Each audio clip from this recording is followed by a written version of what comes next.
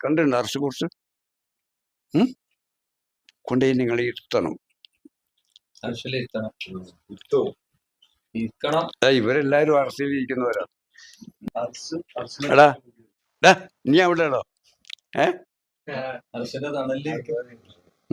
അത് അന്ന് വസ്തു വിളിച്ചു എവിടെയാണോ ചോദിച്ചു. ഞാൻ അറസ്റ്റിന്റെ തടവിലാണ്.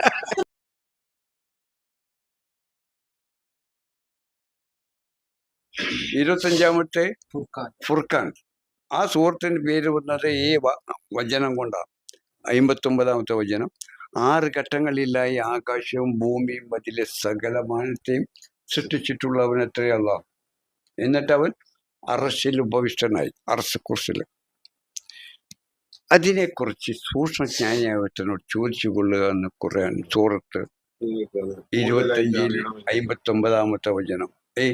നിങ്ങൾക്ക് സൃഷ്ടിച്ചു തരണം പ്രപഞ്ചത്തെ, അതിലെ സകലമാനത്തെ മനുഷ്യനെ സൃഷ്ടിച്ചു തരണം. എന്നിട്ട് അറസ്റ്റ് കുറിച്ച് കണ്ടിട്ടുണ്ട് അറസ്റ്റ് കുറിച്ച് കൊണ്ടുപോയി നിങ്ങൾ ഇരുത്തണം. ഇവരെല്ലാരും അറസ്റ്റിലിരിക്കുന്നവരാ. എടാ നീ അവിടെയാണോ? അത് അന്ന് വസ്തു വിളിച്ചു എവിടെയാണോ ചോദിച്ചു. ഞാൻ അറസ്റ്റിന്റെ തടവിലാണ്. നമുക്ക് ഇപ്പോഴാണ് വേറെ ആവശ്യമില്ല. അല്ല അറസ്റ്റിലാന്ന് പറയണം. അറസ്റ്റിന്റെ തടവില്. അതെ, ഗുരുവിന്റെ തടവിലാണ് അതിന്റെ ഉദ്ദേശിച്ചത്. ഞാൻ അറസ്റ്റിൽ തന്നെ.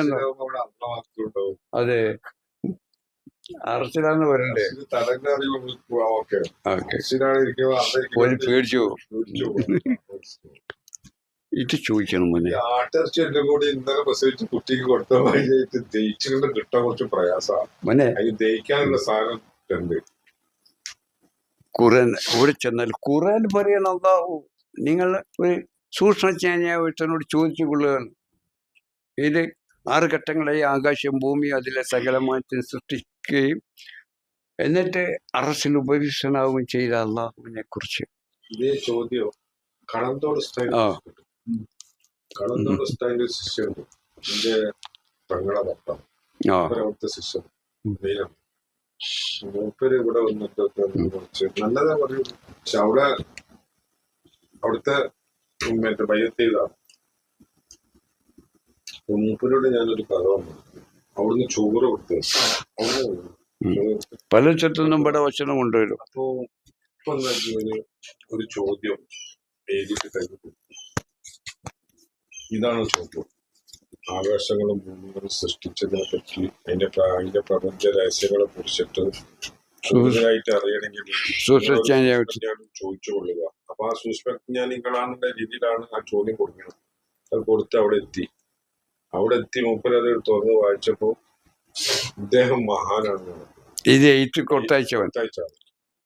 ചോദ്യം അതല്ലല്ലോ, നമുക്ക് ഇതിനെ കുറിച്ചിട്ട് അറിയാൻ വേണ്ടിയിട്ടാണ് ചോദ്യം കൊടുത്തയച്ചത്. ഇയാൾക്കും അവിടെ ഉള്ളവർക്കെല്ലാം പറഞ്ഞ അറിയാൻ കഴിയല്ലോ. അത് വിശദീകരിക്കാനാ പറഞ്ഞത്. നമുക്കറിയാം അവിടെ ഒന്നുമില്ല. അപ്പൊ മറുപടി ഇദ്ദേഹം ഞാൻ മഹാനാണോ അല്ലേ എന്നല്ല ചോദ്യം. ചോദ്യം ചോദിച്ചത് ഖുറാന്റെ ചോദ്യമാണ്. ഖുറാൻ ഇങ്ങനെ സാധനം എന്ത് നിങ്ങൾക്ക് ഇതിനെ കുറിച്ചിട്ടൊക്കെ അറിയണമെങ്കിൽ കേട്ടോ, കൂടുതലായിട്ട് അറിയണമെങ്കിൽ ഈ പ്രപഞ്ചത്തിന്റെ എല്ലാ സൃഷ്ടിപ്പും അർഷവും കുറിച്ചും ഇതൊക്കെ നിങ്ങൾക്ക് അറിയണമെങ്കിൽ സൂക്ഷ്മജ്ഞാനിയായ ഒരാളോട് ചോദിക്കാൻ പറഞ്ഞാൽ അത് എല്ലാ കാലഘട്ടത്തിലും ഉണ്ടാവുമല്ലോ സൂക്ഷ്മജ്ഞാനി. മറ്റേ നിങ്ങൾ റസൂലിനോട് ചോദിച്ചുകൊള്ളുക എന്ന് പറഞ്ഞു പ്രവാചകനോട്. പ്രവാചകൻ വഫാത്തോടു കൂടി അത് ഉണ്ടാവും, എക്സ്പയർ ആവുകയും ചെയ്യും. പക്ഷെ സൂക്ഷ്മജ്ഞാനി എന്ന് കുറെ പറയുമ്പോൾ അത് എല്ലാ കാലഘട്ടത്തിലും ഉണ്ടാവും എന്നുള്ളത് നമുക്ക് കൂടി ഉറപ്പായി. കാരണം ഞമ്മക്കൊക്കെ വരൂലേ, ഇതേമാതിരി പട്ടന്മാര് വരൂലേ, എല്ലാവരോടും ചോദിക്കും. അപ്പോ ഈ ചോദ്യത്തില് ഇതിന്റെ ഉത്തരം കിട്ടിയാല് അദ്ദേഹം മഹാനാന്ന് നമ്മക്ക് പറയും.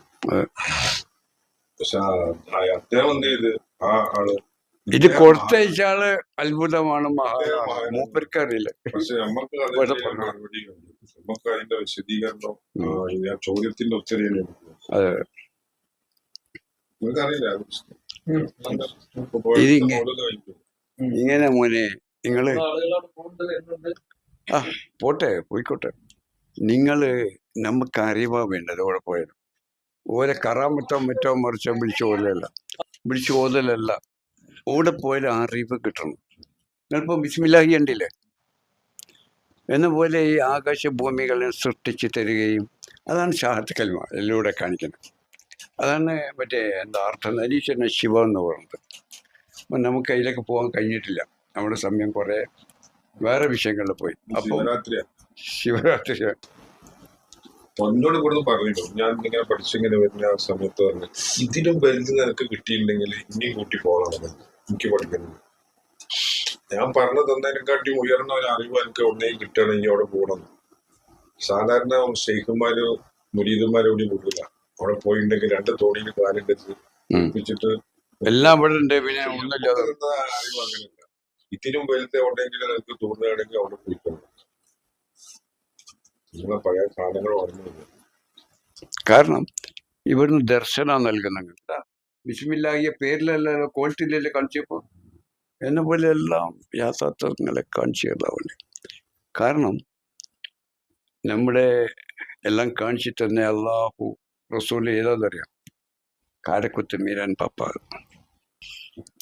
എന്ന പേരിൽ നാട്ടുകാർ വിളിക്കുന്ന അള്ളാഹു. നാട്ടുകാർ വിളിക്കുന്ന പഴയ പേരാ.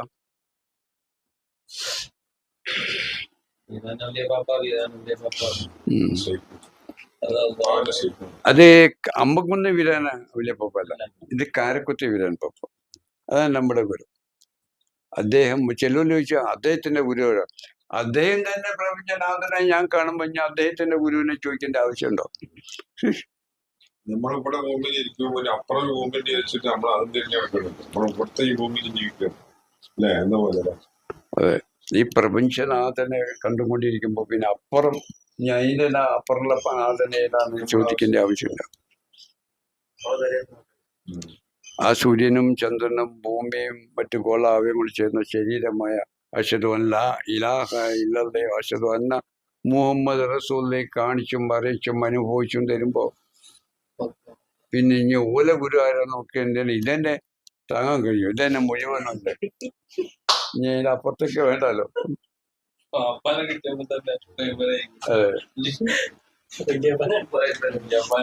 മോനെ, അവരല്ലാഹുവായിരുന്നു, അള്ളാഹും റസൂലുമായിരുന്നു. ബീരാൻ പപ്പയും വലിയും ഷെയ്ഖും അല്ല.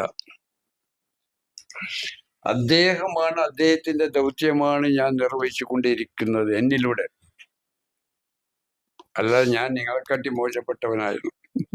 അതെ, അദ്ദേഹമാണ് ഈ തലത്തിലേക്ക് ഉയർത്തിയതാക്കി തീർത്തത്. ക്ലാസ് എടുത്ത് തന്നിട്ടില്ല. ഇങ്ങനെ നോക്കി എന്നില്ലായ്മയാക്കി മാറ്റിമറിച്ച് കളഞ്ഞു. ഏതുപോലെ എന്ന് പറയാം, ഒരു കോഴി മുട്ടയിട്ടു, പക്ഷി മുട്ടയിട്ടു.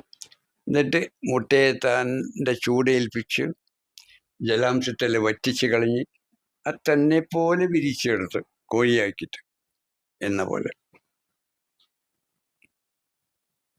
ഒന്നും പറഞ്ഞിട്ടില്ല, ഒന്നും ചെയ്തിട്ടില്ല. അതിനെ മുകളിൽ ഇരുന്നിട്ടേ നോക്കിയിരുന്നിട്ടേ ഉള്ളൂ.